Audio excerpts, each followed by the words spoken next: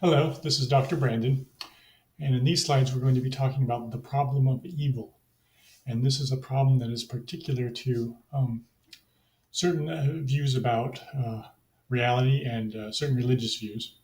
So in particular, it's a problem for anybody who is a theist, anybody who believes that there is an omnipotent, all-good being that created the world.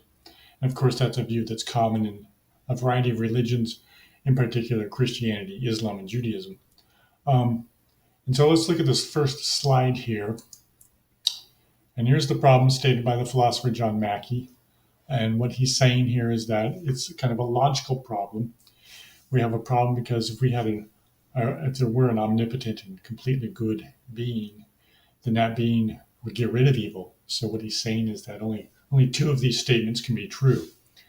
Either God is omnipotent, but not completely good and evil exists, or God is not omnipotent, could be completely good and evil exists.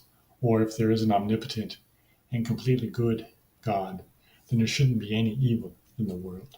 And of course, the problem is that there seems to be evil in the world. That is the classic problem of evil that's been around for several thousand years. And it makes for a nice philosophical problem.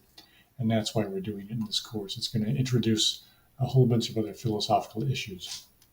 So let's go to the next slide here. Possible solutions. There's many possible solutions to this problem.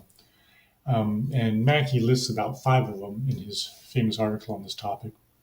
And what we're going to do is kind of go through these one at a time. And we can just get rid of number 1.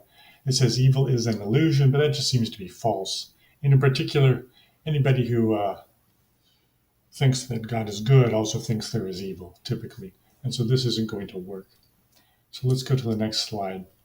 And number 2 is good cannot exist without evil. And this one's always very popular. But it has a problem, and the problem is it tends to conflate knowledge and reality. Those are two different things. And it might very well be true that we can't know good without knowing evil. But that doesn't mean that good cannot exist without evil existing. And the example here is it's a thought experiment. Just imagine a world where everything is red and you're in that world and have always been in that world. Would you know what red was? No. And you wouldn't have a word for it. You wouldn't say, give me the red book.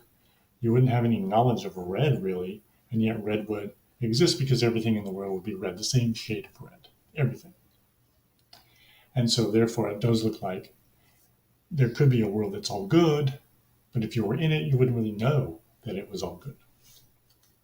And so it looks like good can exist without evil existing. So 2 is not going to work. Let's go to solution number 3. Evil is necessary as a means to good, and this isn't going to work because it places too many limits on God's omnipotence. Right? Omnipotence means all-powerful. So 3 is not going to work. That leads to 4, and this one's more promising. The universe is better with some evil in it than it could be if there were no evil. What does that mean? That means if you put some evil into the world, somehow it allows for more good. Well, how does that work? Let's go to the next slide.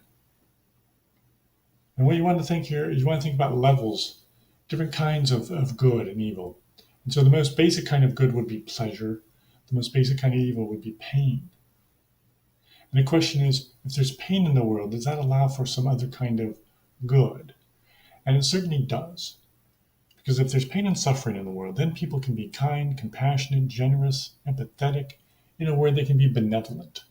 They can care for others. And that seems to be a higher level kind of good. So a world with both pleasure and pain might allow for other goods to be in it. And that world might, in total, be a better world than one that just has pleasure. And you can get at this by thinking about units of good and evil, units of pleasure and pain, and so on. And we have a chart here in this slide.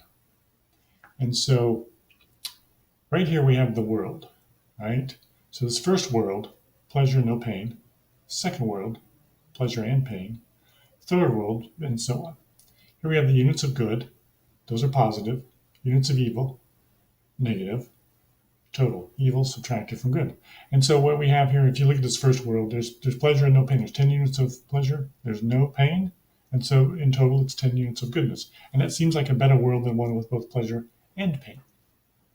So that raises the question, why is there pain in the world? Well, pain allows for benevolence. So here's a world with benevolence. Benevolence is good, so our goodness level is up to 20. Pain level is still 5. The evil level is 5. 15. World 3 is better than world 1. And that's why there's pain in the world. That's why there's evil in the world. But that just raises another question. If there's benevolence in the world, there can also be malevolence, right? Bad will. And malevolence is bad. And so world 4, it looks like, is not as good as world 3. And if you think about it, which world are we in? We're not in 1, we're not in 2, we're not in 3, we're in 4. So why is there malevolence in the world? That's the kind of explanation you get right here.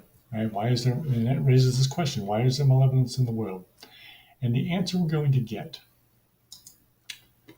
is because of free will, right? And this is the classic free will defense, and we're going to go into this in depth on the next set of slides. But why does malevolence exist? Because malevolence allows for creatures with free will to make a choice. They can either be benevolent or malevolent. And if they choose benevolence with free will, that's freely chosen benevolence, that's worth a lot. That's the idea here. And so you would get something like this, where it adds a lot of goodness to the world.